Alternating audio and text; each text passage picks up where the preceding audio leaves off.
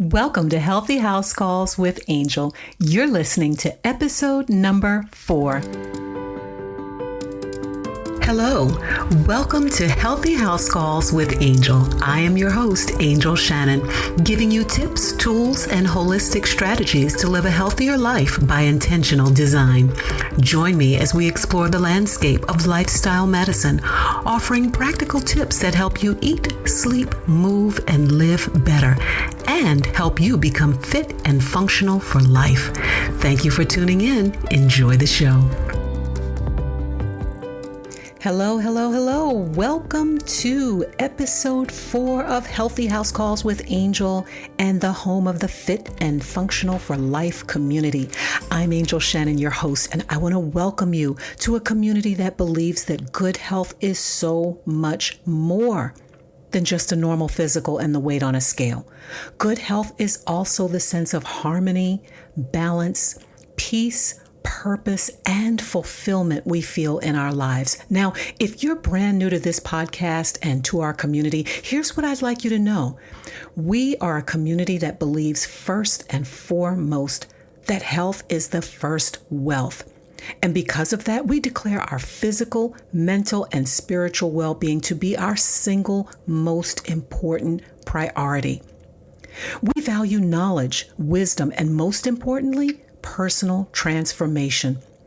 We take our health into our own hands by being informed and empowered. We take action and we hold ourselves accountable. We prioritize rest, movement, mindfulness, optimal nutrition, spiritual growth, and meaningful work that aligns with our life's purpose. In a nutshell, we are a community that desires to be fit and functional, not just for a day, not just for an event, but fit and functional for life. So welcome to our community and to this podcast. Folks, I'm going to dive right in because one of the things I really want to talk about is something that I'm experiencing a lot of these days in my clinical practice, my coaching work. And it's something I've decided to dub as re-entry anxiety. And what I'm talking about is the movement from the state of long-term quarantine that we all have been in around the world for over a year into more movement, re-entering society, re-entering the workplace, re-entering our lives. You know, from the beginning, there was always talk about getting back to normal. You know, when we get back to normal, then we will, fill in the blank, right? And yet none of us have really figured out exactly what normal really is. Now, I think we can all agree that the world has changed. The norms have completely changed. What was absolutely acceptable pre-COVID may or may not be acceptable now. And I'm finding that is what is creating a lot of tension. Are you feeling that too? Just a lot of emotional and physical tension. Now, for clinical purposes, I want to make sure that we understand that there are many different forms of anxiety, and psychologists and psychiatrists will tell you that there is generalized anxiety, there's adjustment anxiety that can be related to a change in your life status of some kind, like divorce and death and, changing where you live and new birth, childbirth. That's like adjustment anxiety. And then there's the kind of anxiety that can be related to a medical condition. So for the purposes of this episode, I really do want to focus on the anxiety that is related to difficulty with adjustment and adaptation. So what are many of us feeling so anxious about? Here's what I'm hearing. Number one, the question about work. Work occupies so much of our time in terms of daily time, weekly time, monthly time, and then lifetime.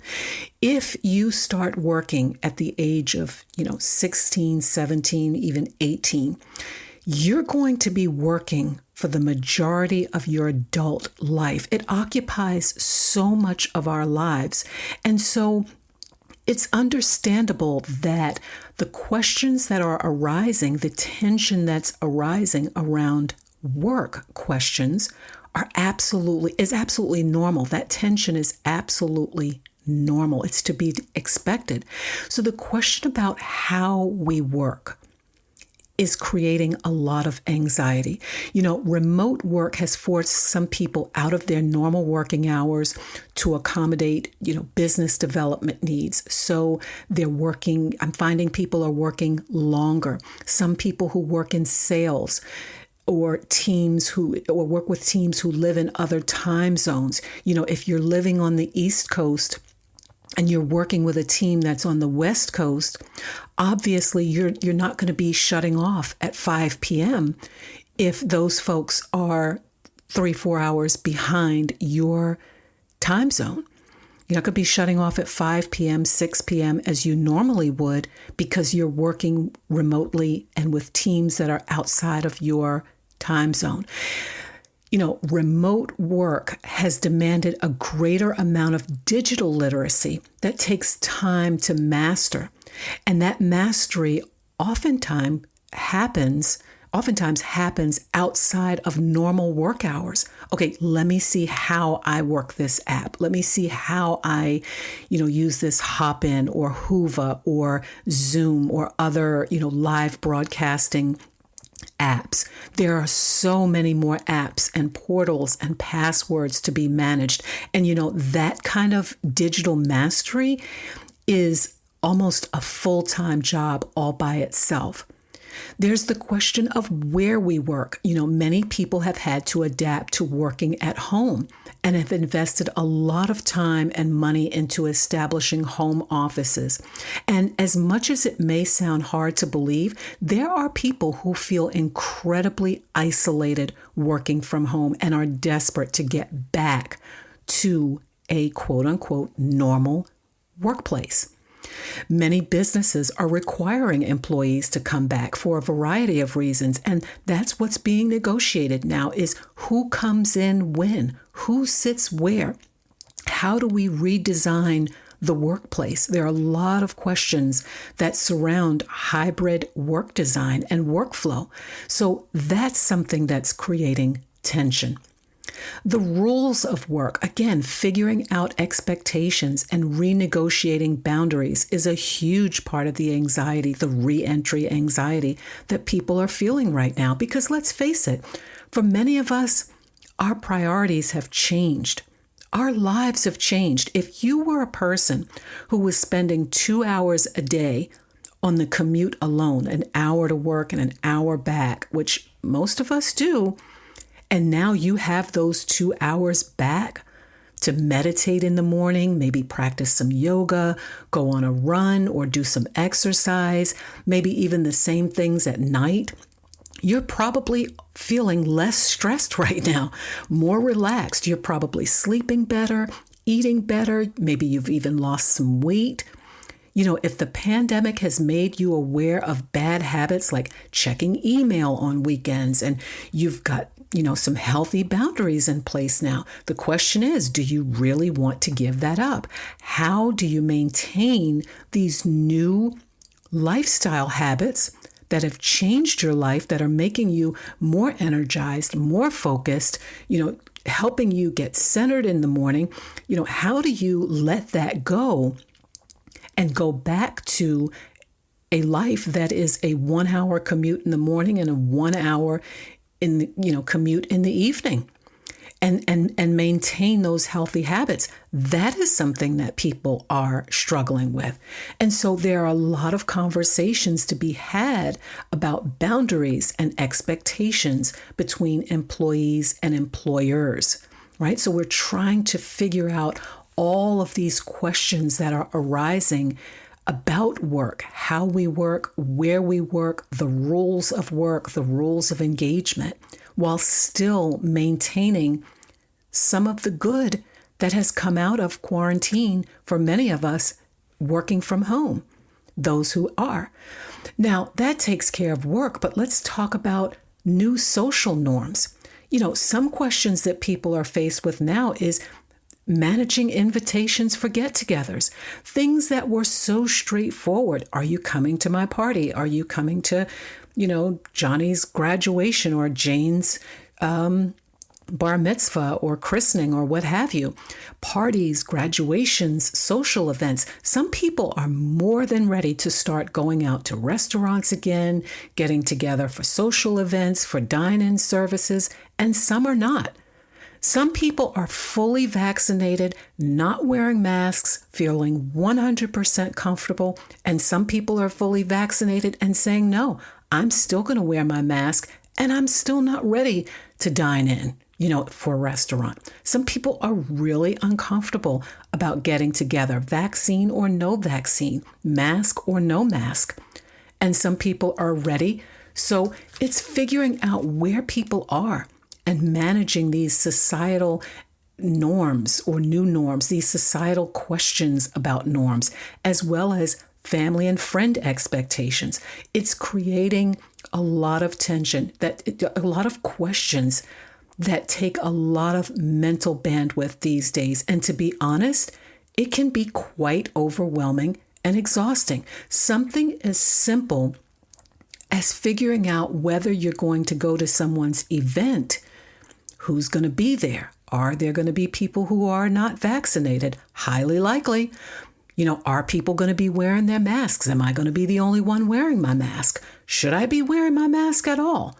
These are questions that are just continually popping up day after day, minute after minute.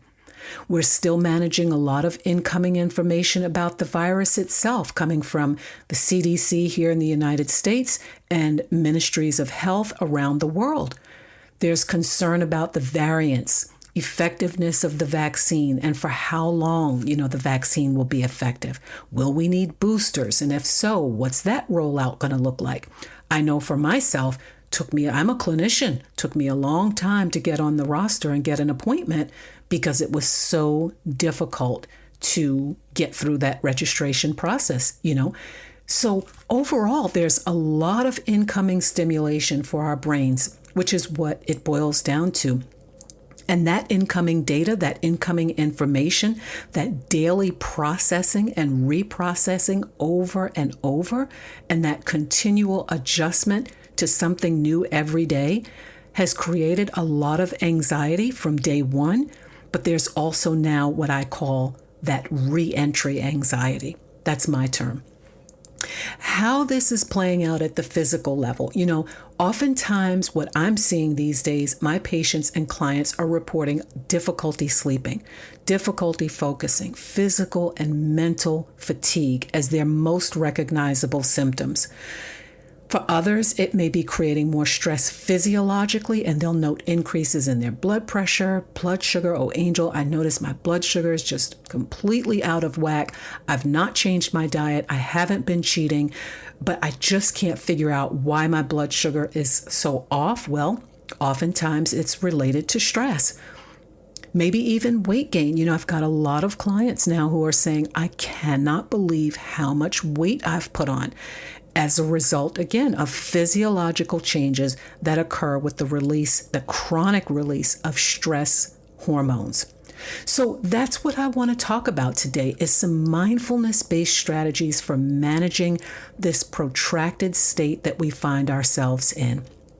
This continued uncertainty that makes adjustment feel really difficult. I also want to share some non-prescription remedies that I incorporate into my clinical practice that might be a consideration for you, my listeners, to talk to your own integrative practitioner about. And you guys know how I feel about integrative health. It's integrative because it's integrative, meaning that you weave in different modalities of health into what you're already doing. This is not about alternative health. That's a whole different discussion. I'm talking about, on this podcast, integrative methods for health and healing, integrating lifestyle changes into your conventional medicine that you are receiving, primary care that you're receiving with your practitioner, which is something that we should all be doing. It isn't anything that's, outside of what can be considered safe and effective clinical practice or clinical strategies. So the first thing I want to talk about, as I said, is some mindfulness-based strategies for managing this thing that I call re-entry anxiety. The first tip I want to offer is to realize that this is different, but it's not new. I want to repeat that. This is different, but it's not new. Life is inherently uncertain and unpredictable.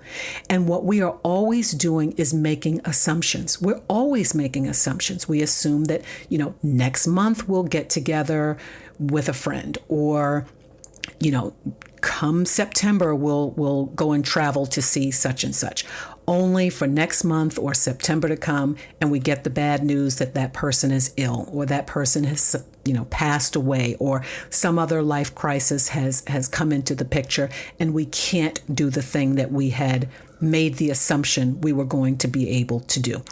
We assume that, when I turn 40, I'm going to have a big bash on the ocean front, and I'm going to have all these guests and this big gathering, only for 40 to come, and we've got a loved one that we have to be a caregiver for. And now that big bash is out of the question financially. A lot of us, we assume that, when I retire, I'm going to travel the world and I'm going to see all these places and I'm going to do all the things, only for retirement to come. And now we've got a grandchild to care for because we want to help out our children who are managing full-time careers, household things, and other responsibilities. So what I'm saying is life rarely unfolds around our assumptions. Life unfolds around our realities. We always think that we have more time than we actually do. And every one of us can attest to having had one curveball thrown at us at one point in our lives, if not two. So it's important that we remember that where we are right now with reentry anxiety is an adjustment that's not unlike many of the other things that we likely have had to adjust to in our lives at some point.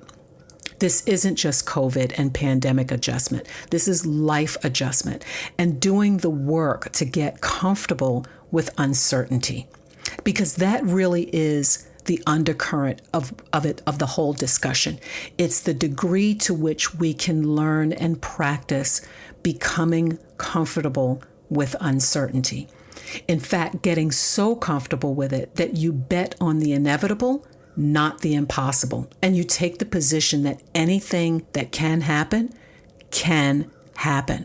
So what I often invite my clients and coaching clients and clinical patients to do is to ask themselves questions when that overwhelming sense of anxiety presents itself, that overwhelming uncomfortableness with uncertainty presents itself. One of the questions I invite you to engage with is, what's another way that I can view this situation?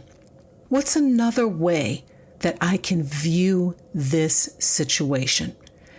What evidence do I have that I can get through this? Remind yourself of the times when you've solved similar problems and feelings, when you've had to cope with tragedy or loss in the past. Take stock of those skills, those support systems, your past experiences.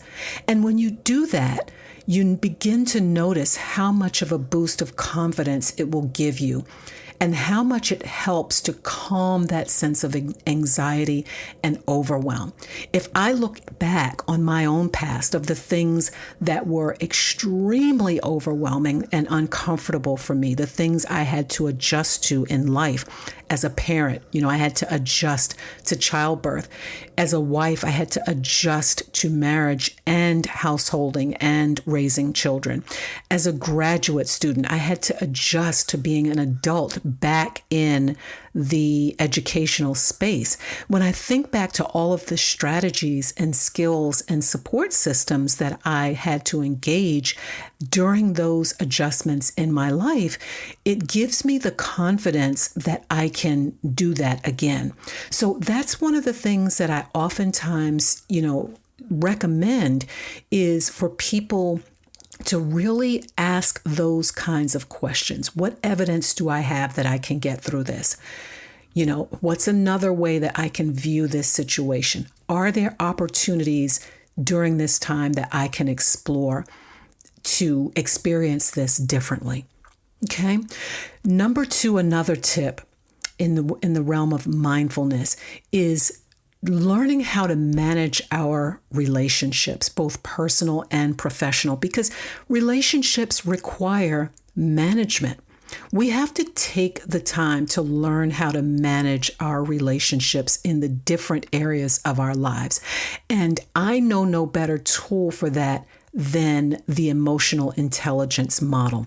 And I want to talk a little bit about that because I know for sure that people often misunderstand emotional intelligence. Emotional intelligence has nothing to do with cognitive ability, has nothing to do with the grades that you got in school, the degree that you have, if you have your doctorate or your master's or bachelor's or no degree at all, the number of certifications you have, how much money you make, all of that. None of that has anything to do with emotional intelligence. Dan Goleman, who literally wrote the book on this over 20 some years ago, defines emotional intelligence as a set of competencies that includes self-awareness and self-management. Now, there are other competencies in the model, but I really do want to hone in on those two specifically, self-awareness and self-management. Self-awareness means that you are deeply aware and in touch with what you feel and why you're feeling it, and whether what you're feeling is helping or hurting your own daily life and what you're doing in your life. Okay? It's really just being deeply, deeply in touch with what you feel. Self-awareness is also about having a sense of how other people see you. I'm not talking about what people's opinions are of you necessarily and getting, wrapped up in that, but just understanding how you are viewed in your world, in your, what your sphere of influence is. The 4 key parts to self-awareness are: 1, the ability to sense your own emotions and how your emotions are impacting your life. Number 2, having a good sense of how others see you. And 3, decision making, the ability to be in touch with your own values, your own mission, and for your sense of purpose. Okay? So self-awareness is really key to managing our relationships, both personal and professional. The second thing is self-management, which is quite impossible to engage with without self-awareness. So the 4 key parts to self-management are: 1, a sense of emotional self-control. And they say that the definition of maturity is widening the gap between your impulse and your response. So increasing the gap means allowing yourself the time and space to think before you speak, to think before you make a decision, to explore alternatives, and to get in front of those really disruptive emotions so that you can achieve a sense of clarity for going forward. That's what widening that gap really is. Number 2 in self-management is adaptability and agility, which basically means learning how to be flexible. If I have to point a finger to one of the most important things in life, it's learning how to be flexible. Some people call it going with the flow, or, what have you. For me, I think of it in terms of just really being adaptable, being flexible, realizing that, life is not static. Things change, people change, priorities change. And the degree to which you can learn to be flexible is the degree to which you're able to really develop those self-management skills that are so important for managing stress. Number 3 in self-management is a sense of grit or achievement orientation. And that just basically means that no matter what happens, no matter what comes or goes, we keep our goals in front of us. We keep going, we keep persisting, we keep pushing through.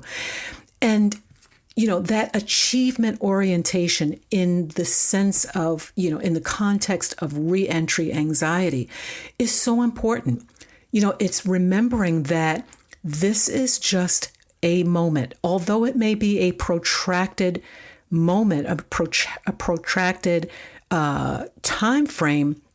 It still is just a moment in our lives, right? So we can continue focusing on our goals. We can continue to take small steps, small actions every day to move us closer to where we want to be in our lives in the greater sense. That is another key part to self-management. And number 4 is having a positive or optimistic outlook on the unknown and uncertainties. And I talked about that earlier, is accepting the fact that life is inherently uncertain. I mean, it's just a fact of life. And that is an important part of self-management as well, is just really understanding that your own life and everyone else's lives are inherently uncertain. There are no guarantees. And so putting those pieces together, that sense of emotional self-control, widening the gap between impulse and response, adaptability and agility, learning how to be flexible, having a sense of grit and achievement orientation, and then just maintaining an optimistic outlook on the unknown and the uncertainties is really, they're really, really powerful tools for getting in front of this re-entry anxiety. So these two together, self-management and self-awareness, they go hand in hand. And as I said, they're critical parts of the whole emotional intelligence model.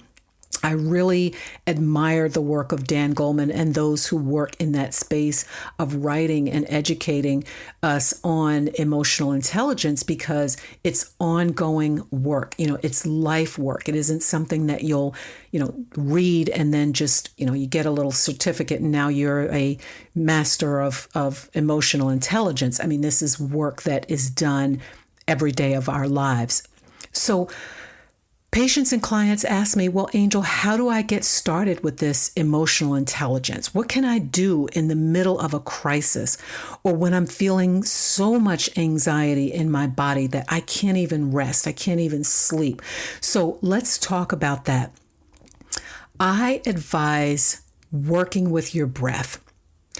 And it sounds really simple, and it sounds really like, okay, why do I need to do that? Let me explain the science behind this and the reason why I do this. And it's quite straightforward. It's because breath work helps to tame a very important center in your brain called the amygdala.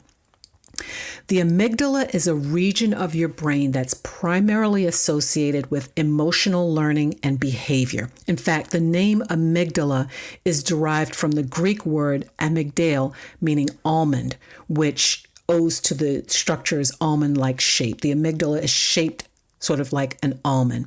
It's located in the medial temporal lobe in the brain, just in front of the hippocampus. Now, a simplistic way of looking at the amygdala is it's kind of like your brain's radar, specifically and particularly for anything that's considered dangerous or threatening. In fact, the amygdala is very, very quick at the draw, and it processes a vast array of emotions ranging from joy and sadness to excitement to disappointment, regret, satisfaction. You name the emotion, the amygdala is involved in regulating that. It has a very, very quick connection to sensory inputs that come into the brain, specifically through the eye and the ear. So in our earlier experience as a species, the amygdala was really there to protect us from direct physical threats. A snake in the jungle, a woolly mammoth, all those kinds of things that were physical threats. Now, as a more civilized society, as I like to hope that we are, what our amygdalas are tuned into now is more psychological threats, symbolic threats, those that are both real and imagined or perceived. So how this relates to reentry anxiety is we've got all this stimulation coming in. We've got all of these thoughts coming in, this information, this data. Where am I going to be working? When am I going to have to go back to work? What am I going to do about this invitation to such and so's party where there's going to be 300 people? If they call me back to work, how am I going to maintain my exercise practice? Who's going to homeschool the kids? We've got all of this sensory input coming in right now. And what's happening a lot right now and during times of ongoing stress is what's known as the amygdala hijack. Strong sensory input, very quick emotional responses that are often negative, fear or anger, and that overwhelming sense of fear and anger to the extent that we have the very quick emotional response. And then after that response, that post-episode realization that the reaction was actually inappropriate. And it's often associated with strong feelings of regret. So let me repeat that. The amygdala hijack. And this is scientific, folks. This isn't something that I'm just sort of making up here. We know this as a sense of an occurrence in which there's strong sensory input. That's number one. Number two, a very quick emotional response that's often negative. And number three, the post-episode realization that the reaction was actually inappropriate with strong feelings of regret. We call that the amygdala hijack because ordinarily when our emotions are well controlled, when stress is low, that prefrontal cortex of our brain, that really important area of reasoning, that prefrontal cortex actually calms down the amygdala and it activates our higher reasoning.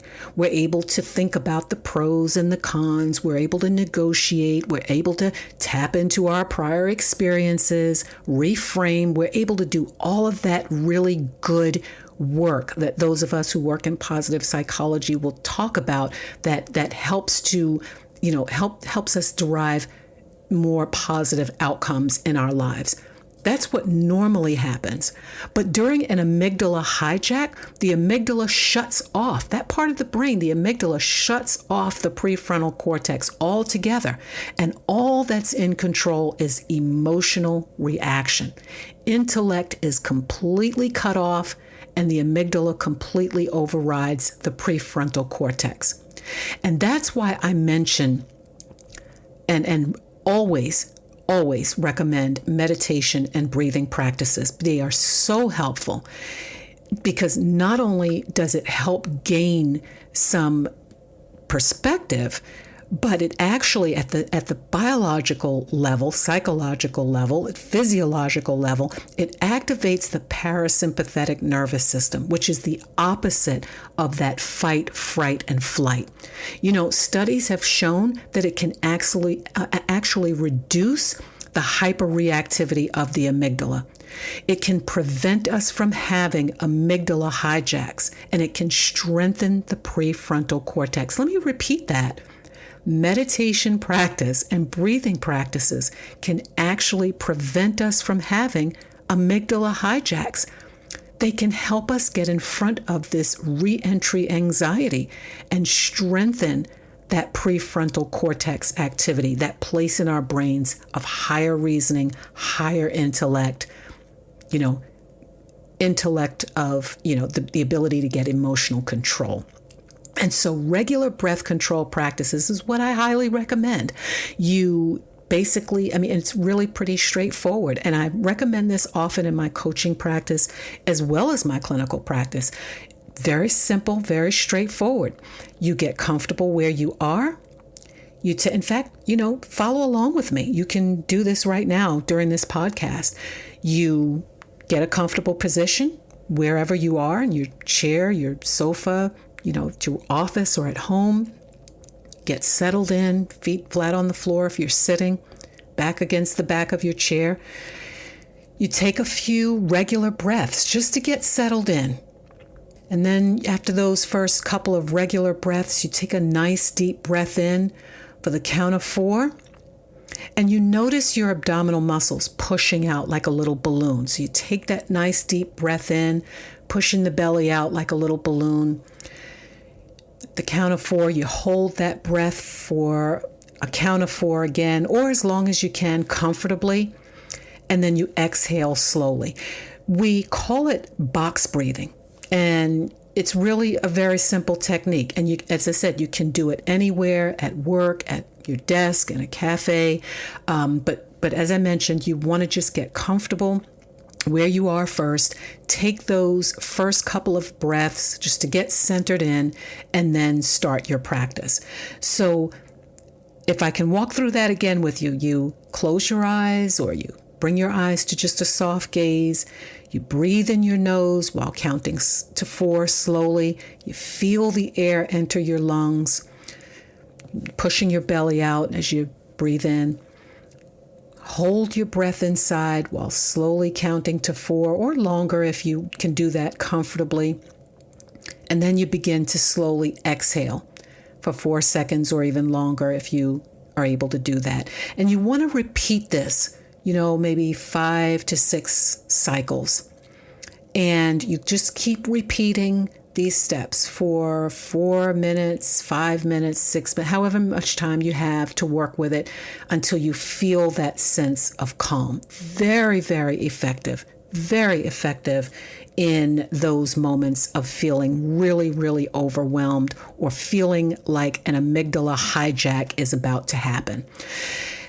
There's another technique that I often recommend, another breathing technique, and we just know it as mindful breathing, where you're not necessarily counting and controlling your breath, but you're really just redirecting your attention to your breath. Again, really easy practice. So if you'd like to try that during this podcast, again, you just get into a nice, comfortable position in a comfortable place where you know there won't be any distractions. And you can either choose to close your eyes or you can find a fixed object to focus on. I generally advise students to, gently close the eyes, but people do what they're most comfortable doing. If you want to focus on something, maybe it could be a candle or waterfall or whatever it is that you can gently focus your gaze on. I like to advise my meditation students to place a hand gently over their heart or over their tummy, abdomen. And as you breathe in and breathe out, you're just bringing your attention to the full in-breath and then to the full out-breath. And if you find your mind wandering, it's okay. You just sort of lovingly bring your attention back to the breath. And in this way, what you're actually doing is you're creating an anchor. In that time of an amygdala hijack, I find the most important thing is to have a place to turn to, an anchor, something that anchors you in the moment and in the reality of the moment. So what you're doing with mindful breathing practice is you're allowing the breath to be your anchor. You're training the brain to know where to find its anchor. And what's good about this is that no matter where you are, you always have your breath with you. This isn't something where you need some special equipment or you have to, light a candle and have a candle with you and all that kind of thing. I remember a while back when I had gotten a mammogram and I'd gotten a call back on my mammogram. And any woman listener knows, any one of my listeners who's a woman knows, this is probably one of the scariest feelings is you get a call back and you're told that we noticed something abnormal on your mammogram, we need you to come back to have another mammogram repeated or an ultrasound or what have you. And that was the case for me a couple of years back. I was on the beach. I'd gotten a phone call. I recognized the area code, and turns out it was the breast center where I'd had my mammogram, and they were calling me back. And of course, it was one of the receptionist, so she wasn't able to give me any information about what was found on the first mammogram.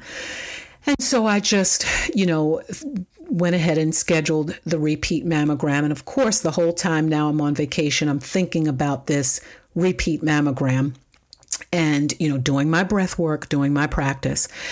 And I remember when I went back to the breast center while lying on the table, all of a sudden I had an amygdala hijack. I mean, just this sudden rush of negative thoughts. Oh my God, what if it's cancer?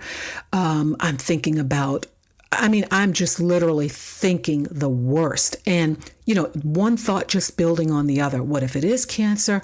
I didn't do such and such, thinking about my children, thinking about my husband. I'm thinking about all of these things, all of the worst things. And what if such and such? And then I'm thinking about surgery. And then I'm thinking about, I'm a nurse practitioner. So of course I know the risk factors with surgeries. And, I'm an African-American woman as well. So I'm thinking about, how often these things don't bode well. And the statistics with African-Americans and breast cancer. Oh, my mind was literally all over the place. And I'm so thankful that mindful breathing has been an anchor for me for my adult, the bulk of my adult life, because what I was able to do on that table as I was experiencing my repeat study is I was able to drop right into my own mindful breathing practice. And I was able to really calm myself down. In fact, I could feel myself calming down because, there's an old saying that in the midst of crisis, we don't rise to our strengths, we fall to our habits. And so, it isn't, during a crisis, you don't rah with your strengths. You usually fall into your habits. And this is why the habit or the practice of mindfulness and meditation is so important, because they can become our anchor in times of crisis. They are habits. They're things that we do every single day to the extent that we can do it with our eyes closed.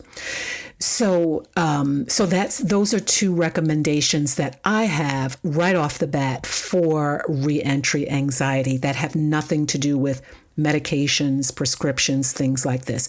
Now, I do want to say that treatment is important. There are times when we do need prescriptive support, and I do offer that in my clinical practice. But because my focus is lifestyle and functional medicine, I do prefer to also look at adjustment and investigation of root causes. So functional medicine really is about digging into other possible etiologies, other possible causes of why we're having hyperreactivity, why it is that our nervous systems are so heightened, and these amygdala hijacks and this, adjustment anxiety. So I tend to look for nutritional deficiencies. That's my number one thing, because we know that nutrition is so important to mental health. We know that our bodies need vitamin B3 and B6 in order to make L-tryptophan, which is converted into serotonin and melatonin, both of which are important for mood enhancement and sleep promotion. We know that our bodies need amino acids in order to make dopamine, which is a neurotransmitter that's needed for mood enhancement also. We know that we need vitamin B1 to make glutamine, which is a precursor for glutathione. That's the body's master antioxidant. So investigating nutritional deficiencies is really, really important. And replacing missing nutrients is also really important to support the body's manufacturing process of all these critical nutrients. I like to make sure that sleep is corrected, right? So whether or not people are sleeping is really, really important.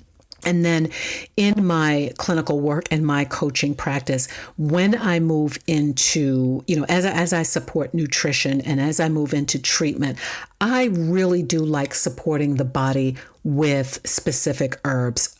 Most importantly, the adaptogens.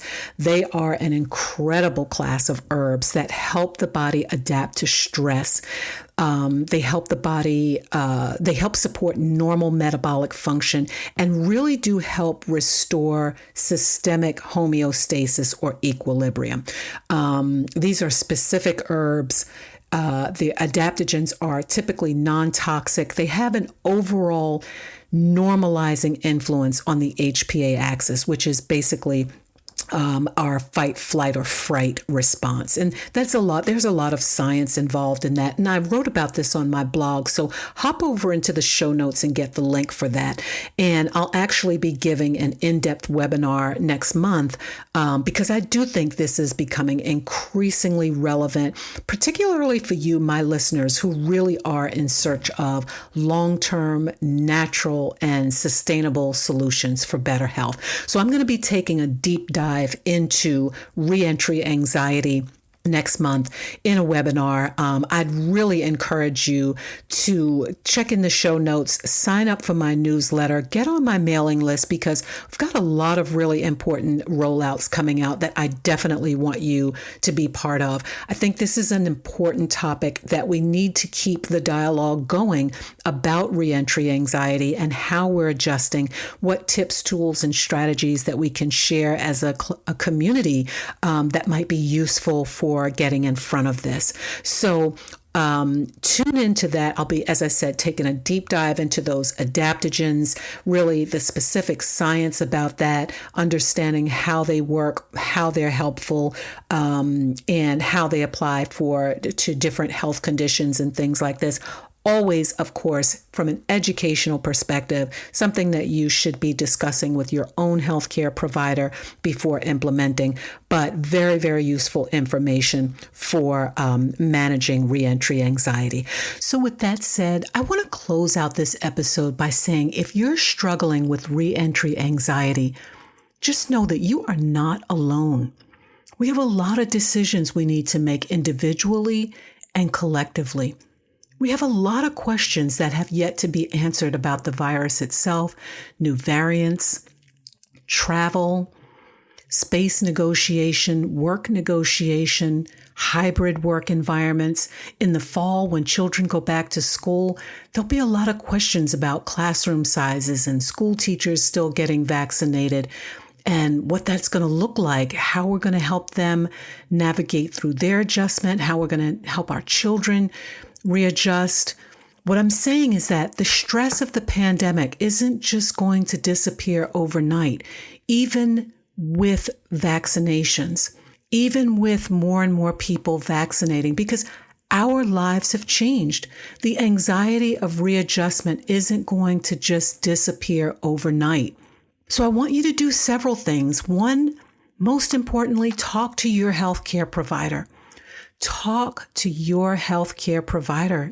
Set a special appointment for just that, to get the help that you need to readjust, particularly if it's creating stress for you in the way of difficulty sleeping, weight gain, blood pressure changes, blood sugar changes. You want to get some help with that. This isn't just a laughing matter. This isn't something we just want to push aside and just think that it's not that important. This is real stuff, folks.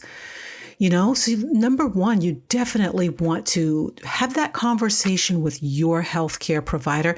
Even consider therapy to help navigate through the challenge of readjustment. You want to look at some of the things that I talked about in this podcast today about, really checking in with yourself, your emotions, your own level of self-awareness, self-management, checking in with your expectations of others and people's expectations of you. Sometimes we have to set really firm and healthy boundaries with the people that we love. And those are difficult conversations to have. At the physiological level, we talked about mindfulness practices and breathing practices and why they're so important for our emotional regulation and stress management. So I'd highly recommend, thinking about implementing those practices into your life on a daily basis. And one more thing I think is really, really important: get connected to a real community where you can get support in your life for managing not only re-entry anxiety, but all of the other day-to-day stressors that really do cause and contribute to poor health and ultimately shorten our lifespan. The research shows that community is so important to our health. We know now that human connection is essential to good physical and mental health. And that's one thing that I really, really love about the Fit and Functional for Life community. We value real community, real caring, real conversation. And as it says on our website, we find joy and excitement in working toward common goals and navigating these kinds of challenges together, because ultimately it's about achieving lasting results and deep, deep personal transformation that I know as a clinician is virtually impossible to achieve alone. One of the things we're doing in the medical community now is thinking about group visits and the power of group visits and how people learn better when they're learning together. Okay, so it's not about one size fits all healthcare anymore. It's not about fad diets and quick fixes and life hacks and all of that. It's about making meaningful lifestyle changes so that we can experience abundant energy, sharper mental focus, get clarity about our emotions, get some physical strength, eat, sleep, move, and live better. And not only live better, but live longer and experience more joy in every aspect of our lives. So I want to invite you to come and, navigate through our community. Try it out. Try it on for size. It's at getfitandfunctionalforlife.com. We offer a 3-day trial, no obligation. Come on in, check us out, see what we've got going on. Have a look at our different circles, our different courses, our webinars coming up. I am absolutely confident that you will love this community. This isn't social media. This isn't posting. This is a private members only community that is literally committed to everything that I talked about earlier in this podcast. And that is that good health really is the first wealth. So come on over and explore our community. Sign up for my newsletter if you haven't done so already. Healthy House Calls with Angel. The newsletter is the complement to this podcast. Get connected. This is lifestyle medicine. This is totally different than what you'll experience in just a regular doctor's appointment. And I know because I'm a clinician, there's no time to get into all of the things that go into a healthy lifestyle in a 15-minute doctor's appointment. So this is a complement to everything that you're probably already doing with your healthcare provider, and that's just taking it to that next level. So come on and check us out. Sign up for my newsletter, Healthy House Calls with Angel. Stay tuned to this podcast. Stay tuned to the rollout of my courses on food, mood, and mental health, as well as resilience, as well as gut health. We've got some exciting courses coming up. More than anything, I want to see you part of the webinar that I have coming up on everything that I talked about today and a little bit more. As I said, taking a deep dive into those adaptogens and helping you understand the clinical science of adaptogens and how they help with stress-related conditions, insomnia, difficulty sleeping, weight gain, the stress cortisol imbalances that lead to weight gain. This is something I definitely want you to get in on, my listeners, because I know if you're listening to this podcast, you know that this is good stuff to implement into your life. So get those resources, look on to the to the show notes, grab those links, and sharing is caring. Share this podcast with a friend. Let's get the word of lifestyle medicine into every household worldwide. Let's make it a household word, okay? And we're only going to do that by sharing what we're doing in our lives. If you've seen this podcast posted on LinkedIn, if you're following me on LinkedIn or on Facebook, send me a message. Let me know what you think. Let me know what your thoughts are. If you've got a question or you've got something that you want me to cover on this podcast, I would love to do that, because guess what? Chances are you're not the only one. Chances are someone else wants that information as well. And I would be overjoyed to be able to provide more of the content that you want to hear about and others want to hear about that pertains to lifestyle medicine and functional medicine, because it really is about getting fit and functional for life, not just for an event, not just for a day, but fit and functional for life. So I hope that you have enjoyed this episode. I hope that you found it educational. I'd love to hear from you. Please leave me a message wherever you receive this podcast. Until next time, folks, be well and be good to yourself, and never, ever, ever be afraid to be amazing. Take good care. I'll see you next time. Thank you for tuning in to Healthy House Calls with Angel. I hope today's episode leaves you feeling inspired, motivated, and empowered to live your best life by applying the practical tools of holistic lifestyle medicine to eat, sleep, move, and live better. Please don't forget to subscribe wherever you receive this podcast. Check in for show notes and share this podcast with friends.